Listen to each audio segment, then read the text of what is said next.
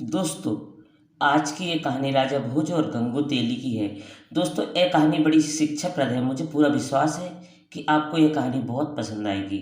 दोस्तों, ये कहानी कर्मों के फल पर आधारित है।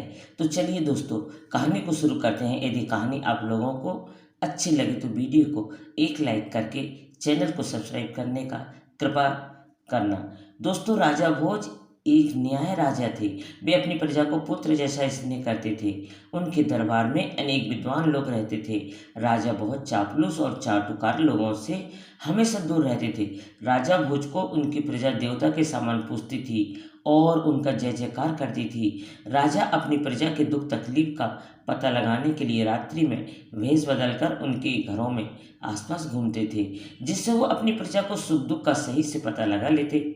एक दिन रात्रि के समय राजा भोज एक गरीब ब्राह्मण की झोपड़ी के पास से गुजर रहे थे। तभी उनकी नज़र एक गरीब ब्राह्मण और ब्राह्मणी पर पड़ी।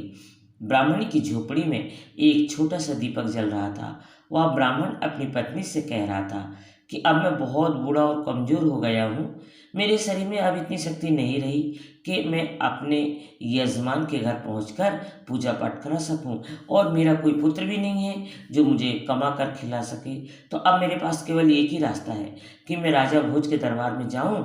गरीब ब्राह्मणी ने कहा, ठीक है स्वामी, कहते हैं कि राजा भोज बड़े दयालु है, वह हमारी मदद जरूर करेंगे। दूसरे दिन सुबह होते ही वह ब्राह्मण राजा भोज के दरबार में पहुंच गया।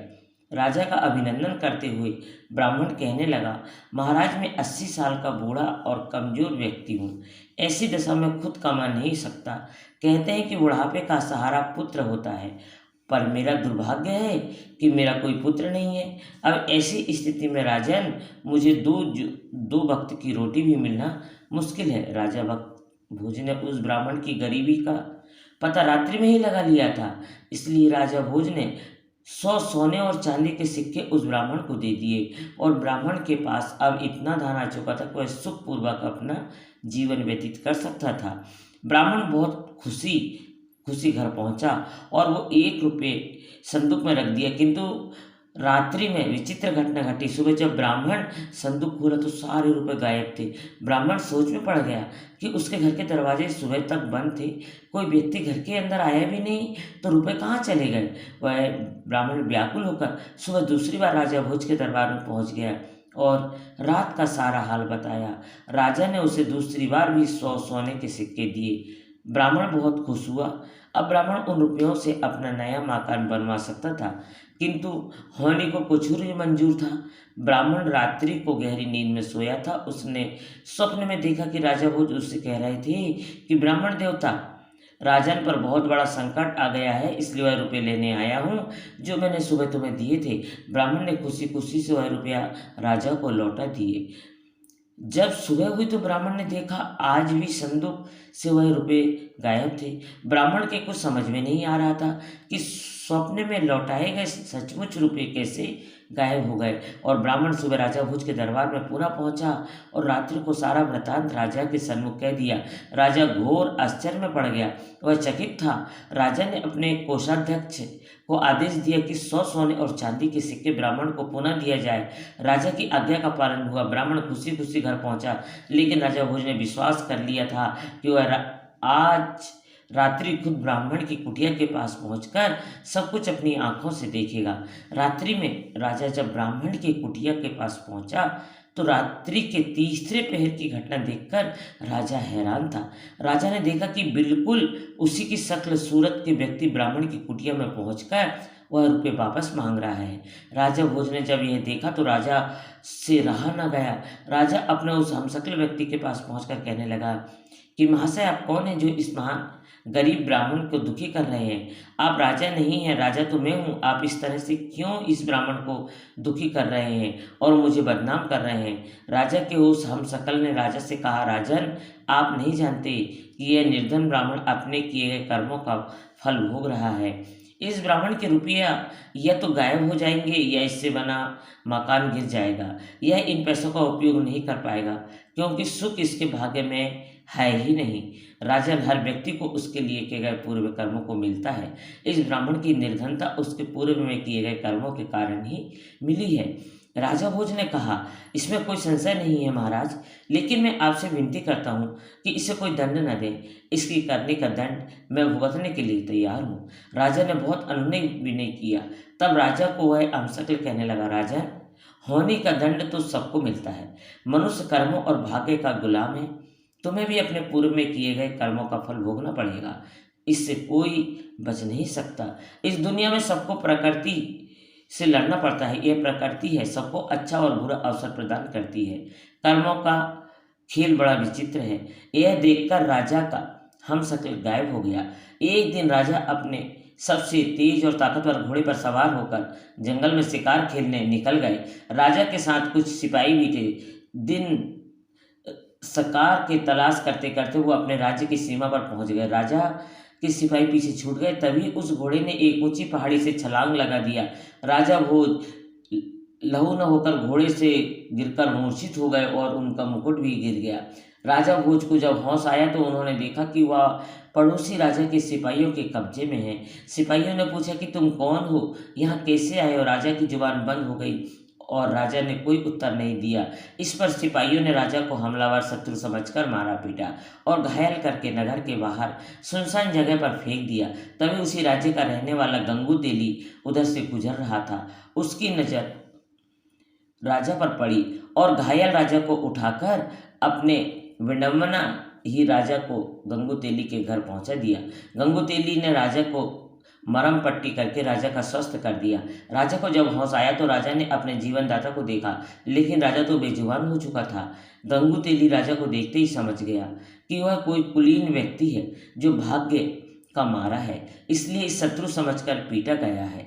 कुछ ही दिन के बाद राजा भोज पूर्ण रूप से स्वस्थ हो गया, लेकिन राजा भोज ये जानते थे कि सत्यता जानने पर इस राज्य का राजा उन्हें ये शत्रु समझकर कैद में डाल देगा। इसलिए राजा बहुत चुपचाप रहे। गंगू तेली ने राजा को कोल्हू फेरने का काम दिया। राजा ने उसे स्वीकार कर लिया। गंगू खुद भी राजा के साथ कुल्लू का बैल बनता था, किंतु हीरा तो कोयले के बीच में भी चमकता है और चिंगारी अंधेरे घोर में भी चमकती हुई दिखाई देती है। गंगू तेली ने राजा का विशाल बाहें, चौड़ी छाती, चमकता हुआ मस्तक देखकर अनुमान लगाया कि यह उसका दास है, जो कोई साधारण व्यक्ति नहीं है। राजा भोज को अपने जीवनदाता का कर्ज चुकाना था, इसलिए पूर्ण स्वस्थ हो जाने पर भी राजा ने अपना भेष नहीं बदला। एक दिन राजा स्वभाव बस कोई गीत गुनगुना रहे थे, तो वहाँ तेल के लिए आए हुए ग्रामीणों ने राजा का गीत सुन राजा को मधुर आवाज़ सबके मन को भा गई। फिर जब राजा का कोई गीत गाता तो गंगू तेली के साथ सभी गीत का आनंद लेते। उस देश का राजा भी संगीत का बहुत बड़ा प्रेमी था। उसकी राजकुमारी भी संगीत की शिक्षा ले रही थी। उस राज्य के राजा के दरबार में गायकी और नृत्य हुआ करते थे और गाने वालों को उचित इनाम दिया जाता था।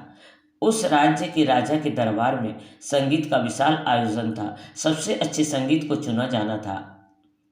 किसी तरह गंगू तेली ने अपने दास राजा भोज को तैयार किया और नियत समय पर राजा भोज अपने स्वामी गंगू तेली के साथ उस दरबार में पहुंचे। राजा भोज उस साधारण वस्त्रों में थे, लेकिन उनके शरीर से एक ओस चमक रहा था। दरबार में चारों तरफ हर्ष उल्लास था। बड़े बड़े गायकों ने अपना अपना गायन सुनाया, परंतु राजा की बेटी वसुंधरा अभी भी श्रेष्ठ गायक की तलाश में थी।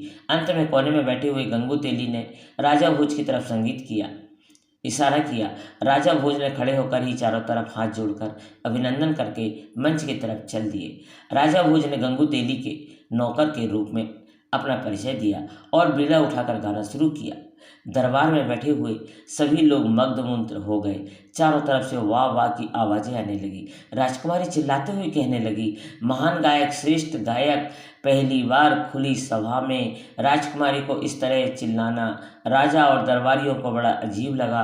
राजकुमारी पर जैसे संगीत का जादू छा गया था। वह खड़ी होकर फिर चिल्लाने लगी, यही है मेरा गायक, यही है श्रेष्ठ संगीतकार, यही है संगीतज्ञ। राजा को यकीन नहीं हो रहा था कि राजकुमारी एक साधारण आदमी को इस तरह से अपना मान लेगी। उस सभा में अपना मान लेने और विजय व्यक्ति का मतलब था राजकुमारी का जीवन साथी। राजा ने राजकुमारी से कहा कि बिना वंश जाने इस तरह तुम्हारा कहना उचित नहीं है, क्योंकि तुम कोई साधारण कन्या नहीं हो, इस राज की राजकुमारी हो। राजकुमारी ने कहा, पिताजी यह कोई साधारण व्यक्ति नहीं है, यह कुलीन वंश का गुड़ी राजकुमार है, आप परीक्षा करके देख लें। राजकुमारी वसुंधरा ने पूरे विश्वास के साथ उत्तर दिया, क्योंकि राजकुमारी का मन कहता था कि यह कोई साधारण व्यक्ति नहीं है। राजा सिद्धराज के दरबार में वैज्ञानियों की कमी नहीं थी। वहाँ 4 विद्वान, धर्मदेव, कर्मदेव, तपदेव और पूर्णदेव सब बैठे थे।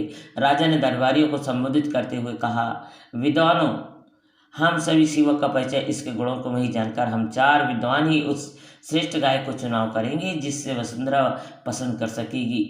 हम स्वयं इन 4 विद्वानों को इस युवक के बारे में प्रश्न करेंगे। सबसे पहले सिद्धराज ने विद्वान धर्मदेव को प्रश्न किया कि धर्मदेव, आर्यावर्त में सबसे अधिक धार्मिक युवक राजकुमार कौन है? धर्मदेव ने कहा, महाराज आप स्वयं बुद्धि के भंडार हैं, परंतु जहाँ तक मुझे देश प्रदेश का ज्ञान है, धरा नगरी के राजकुमार राजा भोज है। वे बड़े बड़े धार्मिक कार्य करते हैं, सारी प्रजा उन्हें देवता की तरह पूजती है। राजा सिद्धदाता ने अगला प्रश्न तपदेव ने किया कि तपदेव आप बताएं कि इस धरती पर आप किस युवक की तपस्वी मानते हैं? तब तपदेव ने महाराज राजा भोज ही कई युद्धों में जीवन मृत्यु के बीच पहुंचकर विजय बताते हुए ऐसे वीर को मृत्यु भी आसानी से नहीं छू सकती।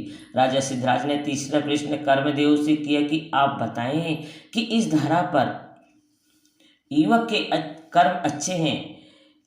कर्म ने कहा, महाराज जहाँ तक मुझे ज्ञान है, राजा भोज के कर्म बहुत अच्छे हैं। राजा सिद्धराज ने अंतिम प्रश्न पूर्णदेव से किया कि पूर्णदेव आप बताएं, ऐसा कौन सा पूर्ण महात्मा युवक है जो हमारी सभा में आकर हमारे सामने हमारी राजकुमारी का प्राणी ग्रहण कर सके? महाराज ऐसी पुण्यता तो इस धरती पर राजा भोज ही है, उनके पुण्य की कहानियाँ अनेक हैं, वह सबसे महान है। पूर्णदेव ने स्पष्ट किया। अब सारे दरबार में सन्नाटा था कि अब इस युवक का क्या होगा। वह युवक बिल्कुल शांत और गंभीर खड़ा था।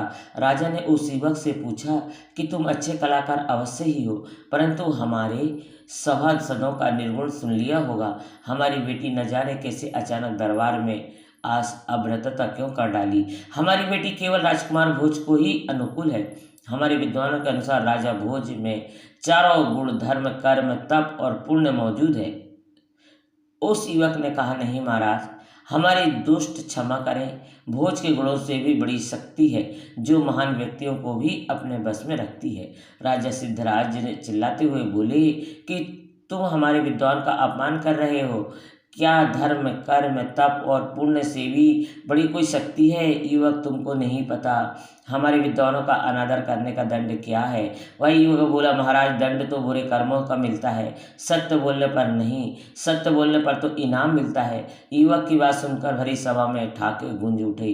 क्या मतलब है इसका? राजा सिद्धराज ने कहा कि कैसा इनाम? युवक ने कहा, महाराज धर्म, कर्म, तप और पुण्य से भी बड़ी शक्ति है, होनी है या भाग्य। राजा भोज इन सब गुणों के होने के साथ साथ अभी भी इधर उधर ठोकरें खा रहा है, पर होनी बड़ी प्रबल है, होनी को कोई नहीं टाल सकता। राजा सिद्धराज ने कहा, तो क्या तुम ही राजकुमार भोज के? युवक ने कहा, हाँ महाराज, मैं ही राजा भोज हूँ। यह सब होनी का खेल है जो आज मैं आप सबके बीच में हूँ। राजा भोज ने ब्राह्मण और शिकार की सारी बात के सुनाई।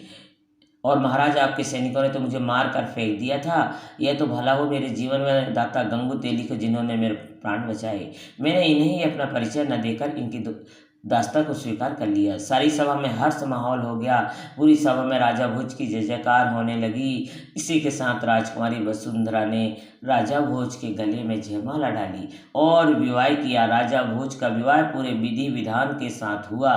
दोस्तों, इस समय होनी राजा भोज पर प्रसन्न थी और व्यक्ति जुबान पर बस एक ही बात थी कि कहाँ राजा भोज और कहाँ गंगू तेली।